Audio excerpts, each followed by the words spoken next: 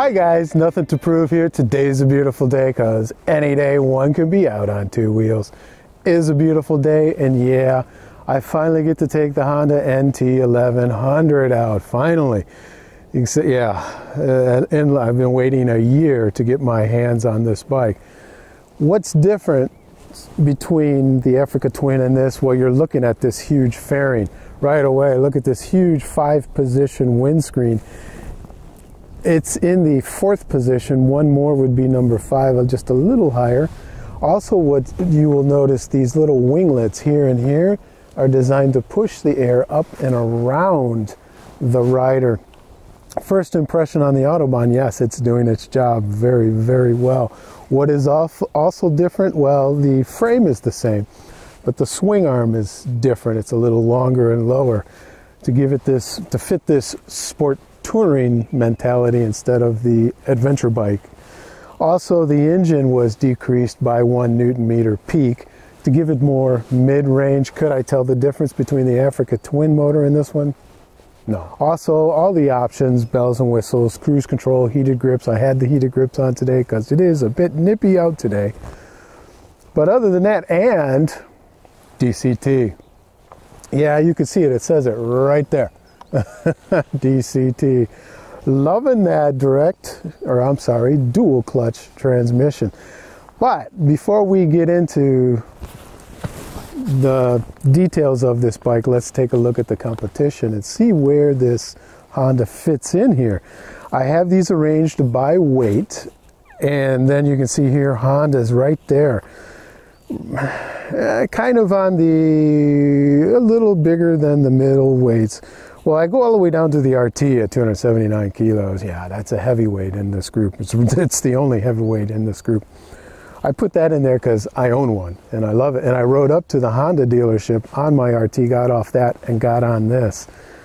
So overall, it looks like Honda's little down in power. They're the lowest. Torque, it's not bad.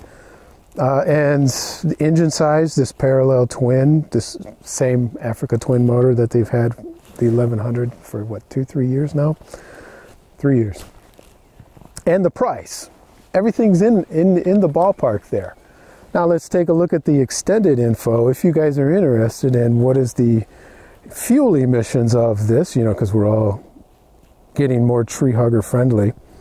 But you can see there with the Honda 116, also the fuel economy, not bad. It's right in there in the works, although the big Boxer beats it, and so does the 900XR beats it. But here is one thing where sport touring, you need to be aware of what's going on in sport touring. Take a look at that tank range. Yeah, the tank range, the theoretical range to empty. Yeah, with this huge tank of 5.4 gallons or 20 liters, that's pretty good. This motor is the exact same motor that's in the Africa Twin, but they tuned it down. The peak torque is 1 Newton-meter less, but it's giving you more mid-range, and wherever this thing's at, it just pulls. It just really likes to pull. And so if you brake hard and then go back on, see, watch, I'm still in 2. There, now it's shifted to 3. But so now I'm playing with it. Normally, I've been riding around and I'm not even paying attention to the gear. The computer is making all those selections for me. It actually took about 10 minutes for me to get used to not shifting, and here we go. You know, this is nice, not shifting. So with this motor and powertrain, the motor and this DCT together, you find your setting that you want it, you know, whether it's in just drive, Sport 1, Sport 2, or Sport 3, you find which one you want to be in, and then you just leave it, and then you don't think about it. That's great job, Honda. Punkt. So this engine and powertrain, engine and transmission, are getting 2 thumbs way up from me. Boom, boom. Okay, here we go. Let's get on the Autobahn. Let's wind her out a little bit. Let's see if we can get some turbulence. It's already in 6th gear, doing 140 kilometers. I gotta adjust my mirrors a little better and better. So we're doing 150. Oh, the wind noise is not bad at all. It's not as good as my 1250 RT, but this is pretty darn good, guys. I'm wondering, wow, this is where, and I'm doing almost 100 miles an hour. Now I am doing 100 miles an hour. So this is acceptable. The wind is hitting me about right at the top of my helmet. Okay, now let's slow down to normal highway speeds in any country will be 120, which is 75 miles an hour. Still there. Now how is it? A little wind on my arms and shoulders and at the top of my helmet, and the windscreen is in the 4th position. So 1 would be all the way down, 5 would be all the way up. It's in number 4. I'm 1 from the top. So this is the way I would have it. I was guessing at leaving it at that, because you have to manually adjust it. Let's roll on and go. This thing will roll on. So with this DCT, well, it's pretty good. Coming up to the Showa separate function forks, big pistons, but only preload adjustable. No rebound or compression. 43 millimeters, 150 mils of travel. 310 discs with Nissan calipers. They are radial mounted there and there. Liking the feel of those. Also the rear suspension, the remote preload is right here. Yeah, I am liking that location. It's always nice to have a nice remote there. So overall, how is this Showa system doing with this Africa Twin frame on a rougher road? Going down this rough road, I want to see how these Showas will handle this. Oh, this is terrible. This is a nightmare for any suspension. But these Showa big piston forks and separate function fork, they're handling this, they're doing this very well. I'm enjoying this. Okay, it's not as nice a ride as the BMW's dynamic road mode on my 1250 RT. Granted, nothing is. But, well, maybe the Honda Goldwing would be better than that. But for this middleweight or heavyweight sport touring group, they're doing okay. I would like some adjustability other than just preload. But right now on this road, it's doing all right. It's doing better than my 900 XR would do on this road, that's for sure. But the front brake, no complaints. It's not a Brembo, but you're in a price point here with this front brake. I'm looking behind me to make sure nobody's behind me. And then the funny thing is I can come. Oh, that rear brake is vague at best. I do not like that rear brake. Okay, now let's go.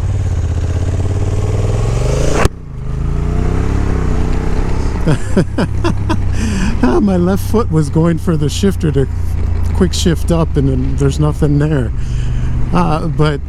So the suspension's doing well. This Africa Twin frame is doing well, although the swing arm is different, so it's not the same there.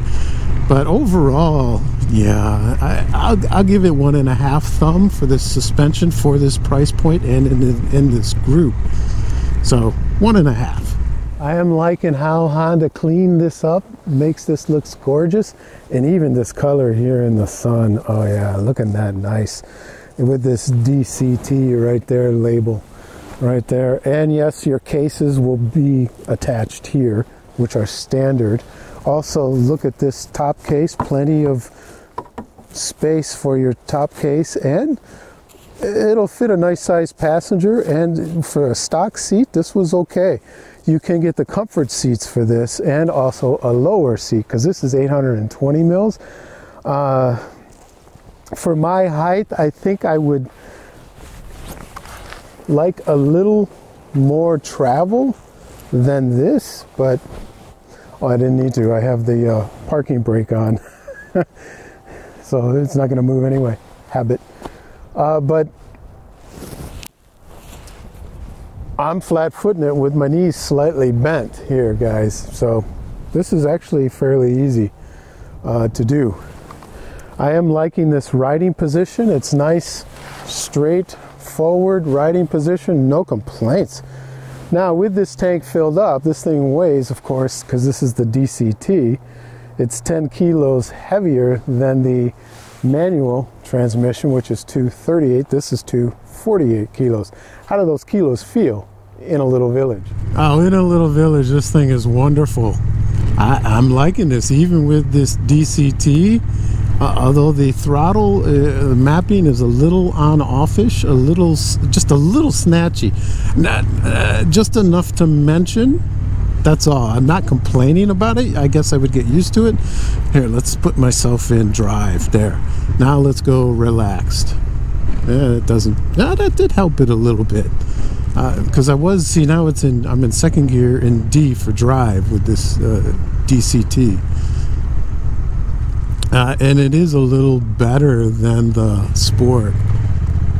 Oh, this thing shifts so quickly. Look at that. Third, fourth. Is it going to go to fifth? Nope, that's it. So in this drive mode that it's in right now, this thing just click, click, click, click, click, click, up and down the gears. Now it's in fifth. See, look at that. Oh, look at everything shaking. Da, da, da, da. But in town here, now let's go to Sport. So it immediately dropped it to 3. Did you see that? I'm in Sport 1, and there's 3 settings for Sport. I liked 1. 2 is if you're really racy, and 3 is you're going like a bat out of hell. So I'm not sure I would ever use 3, only if I'm trying to keep up with sport bike guys on this thing, which I wouldn't recommend with the amount of power. But in town here, this thing, yeah, no problem. Coming up to the controls here, yeah, that's a lot to look at there. And also a lot to look at over here. This is only because the DCT is here. I'm going to go ahead and say okay there. There we go. You have your 6.5-inch TFT, which will turn into a navigation. And this is not just Apple. This is also Android Auto also. So if you guys have a navigation app on your phone, boom, beautiful. You can use it here with, because this is a touch screen. Let's see if it'll work with my cold fingers. Usually it takes a minute. There. Now I'm in user mode 2, tour. There. Now I'm back to normal. And you can see it has all your engine braking, torque, etc. And all the stuff. You can change this layout to suit your needs, and you can control everything here or just touch the screen. Whatever you want to do, it will accommodate your needs, and that's nice doing both Apple and Android. Take note, BMW, as me as an RT owner, come on, do both. Why not? Do Android. Well, my BMW doesn't even do Android Auto. So come on, Beamer, catch up.